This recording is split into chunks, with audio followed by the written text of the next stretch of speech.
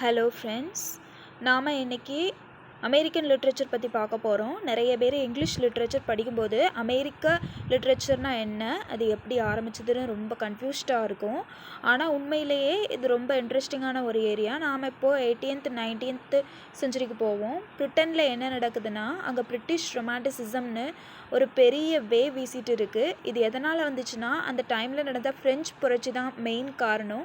ஆனால் அமெரிக்காவுக்கு வரும்போது அங்கே கதை வேறு மாதிரி போகுது. அமெரிக்கா தன்னோட சுதந்திரத்தை அடைஞ்சதுக்கு அப்புறம் நமக்குன்னு ஒரு தனி அடையாளம் வேணும், நம்ம நாட்டுக்குன்னு ஒரு ஃபிலசபி வேணும்னு நினைக்கிறாங்க.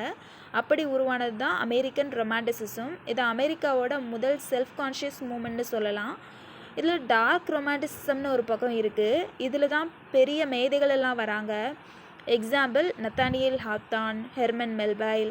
இவங்க என்ன சொல்கிறாங்கன்னா, மனுஷனோட மனசுக்குள்ளே இருக்கிற இருண்ட பக்கம், அதாவது அவனோட பயம், பேராசை, குரூரம், இதையெல்லாம் எப்படி இலக்கியத்தில் கொண்டு வரலான்னு யோசித்தாங்க. இவங்க எழுதின மாபி டீக், த ஸ்கார்லெட் லெட்டர்லாம் இன்றைக்கு வரைக்கும் கிளாசிக்ஸ். ஏன்னா மனுஷனோட உண்மையான முகத்தை இது அப்படியே காட்டும். அடுத்த முக்கியமானவங்க வால்ட் விட்மன். இவரை பற்றி சொல்லணுன்னா, இவர் ஒரு ரிபல். அந்த காலத்தில் கவிதைனா இப்படி தான் இருக்கணும், இந்த மீட்டரில் தான் இருக்கணும்னு கட்டுப்பாடு இருந்துச்சு. ஆனால் விட்மன் அதையெல்லாம் தூக்கி போட்டுட்டு ஃப்ரீ பஸ் கொண்டு வந்தார். அவர் அமெரிக்காவையும் அங்கே இருக்கிற மக்களையும் ரொம்ப நேசித்தார். ஒரு கவிஞன் எப்படி ஒரு ஜனநாயக நாட்டோட குரலாக இருக்கணும்னு வாழ்ந்து காட்டினாங்க அவங்க.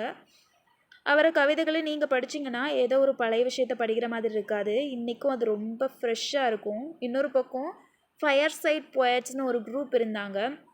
அவங்க கவிதைகள் ரொம்ப சிம்பிளாக நேச்சரை கொண்டாடுற மாதிரி இருக்கும், குடும்பத்தோடு உட்காந்து வாசிக்கிற மாதிரி இருக்கும். இதெல்லாம் எதுக்கு நாம் தெரிஞ்சுக்கணுன்னா, ஒரு லிட்ரேச்சர் ஸ்டூடெண்ட்டாக நாம் வெறும் கதையை மட்டும் பார்க்கக்கூடாது.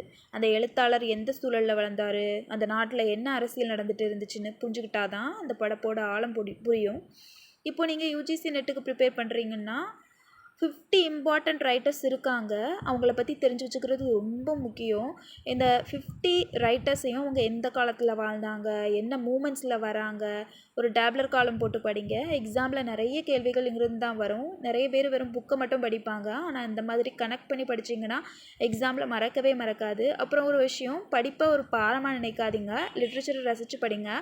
வால்ட் விட்மனாக இருக்கட்டும், இல்லை ஹாப்தானாக இருக்கட்டும், அவங்க எல்லாம் அவங்க காலத்தில் ஒரு பெரிய புரட்சியை செஞ்சவங்க.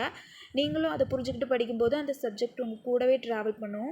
நாம் இன்றைக்கி பார்த்த விஷயங்களை விட இன்னும் நிறைய டீப்பான விஷயங்களை நம்ம போக போக ஒவ்வொரு கிளாஸ்லேயும் பார்க்கலாம். ஸோ இதோட ஒரு தொடர்ச்சியாக அடுத்தடுத்த செக்ஷனில் நிறைய எழுத்தாளர்களை பற்றி பேசுவோம். இதில் எதுலையாவது உங்களுக்கு சந்தேகம் இருந்தால் கேளுங்க. அப்புறம் ஃப்ரெண்ட்ஸோடு சேர்ந்து படிங்க.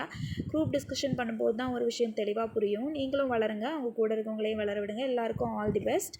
நெக்ஸ்ட்டு இம்பார்ட்டன்ட் 50 ரைட்டர்ஸை நெக்ஸ்ட் வீடியோவில் அப்லோட் பண்ணுவேன். Stay tuned.